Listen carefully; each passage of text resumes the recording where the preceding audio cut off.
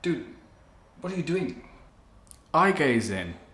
It increases trust, intimacy, and connection. Don't you want to eye gaze? What, non-consensually? No, I don't want this. You know what, I'm out of here. Go do your creepy eye gazing with someone else, alright?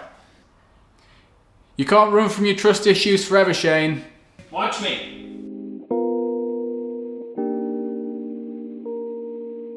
So how is it that I came across eye gazing in the first place, and what is it?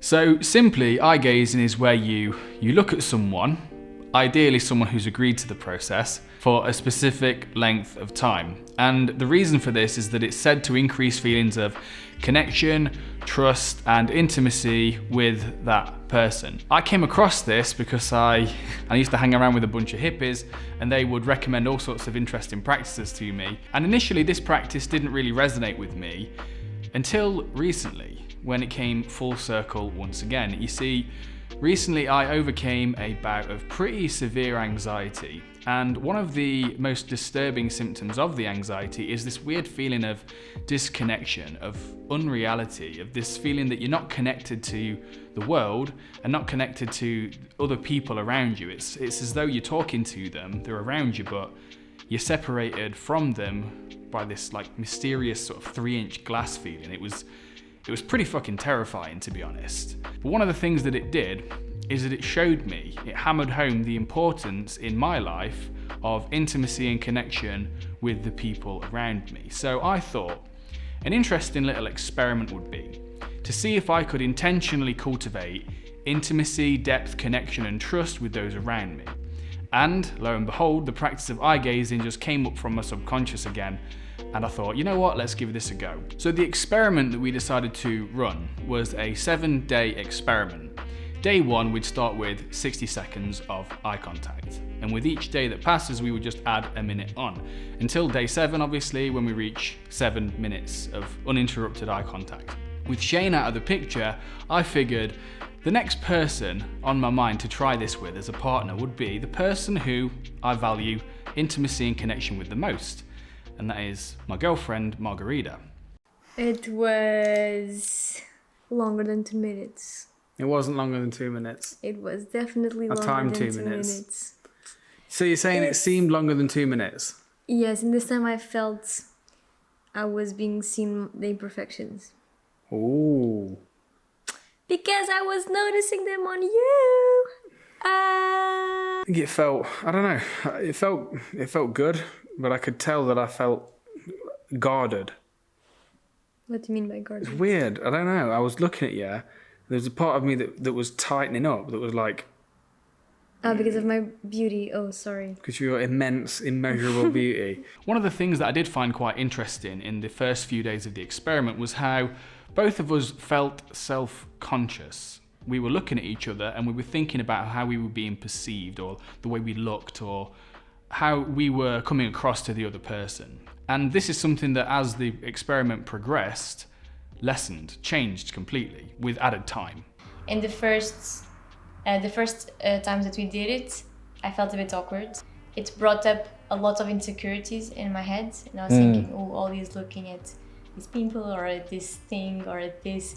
So yeah, you thought that when I was looking at you, I was thinking, damn, look at that pimple. Look at that face. I can't think of anything else.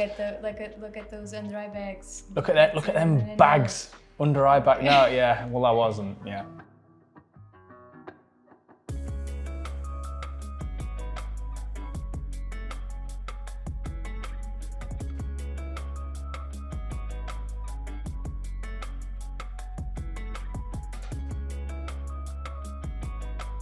On the deeper level, I noticed that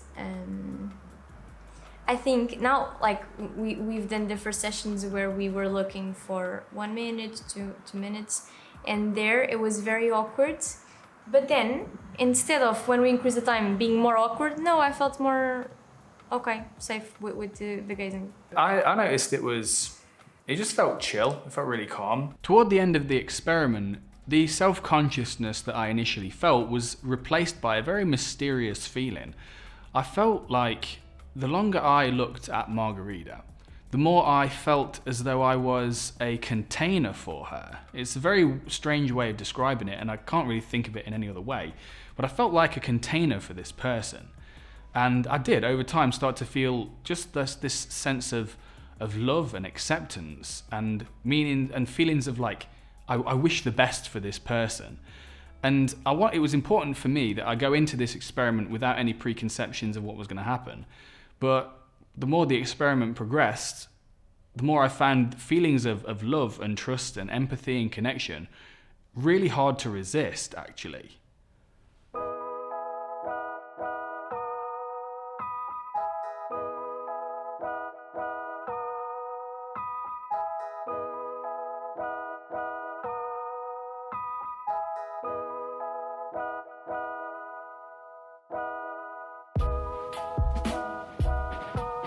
So with this practice, the intention was to see if it genuinely does increase feelings of intimacy, connection and trust with someone.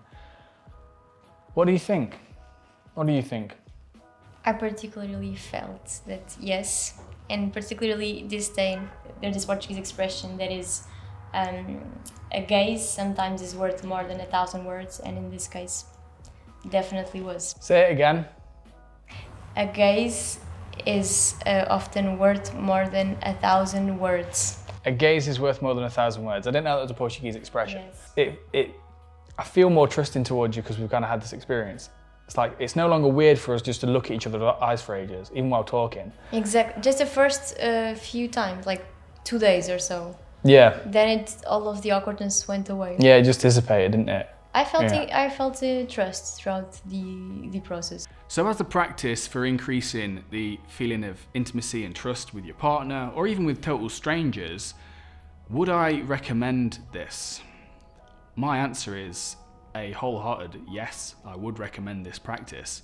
When you consider that there isn't really much to it, it's just stopping for 5 minutes or 6 minutes or whatever in your busy day and looking into the eyes of the person that you are with, or with a complete stranger, or with a friend, or with anyone, then the juice really is worth the squeeze. And one thing did occur to me during this process was, how many people out there are in a marriage and they have never done this before? How many people are in a relationship and they have never stopped and actually just looked into the eyes of their partner without talking, without doing something, without filling the space in some way?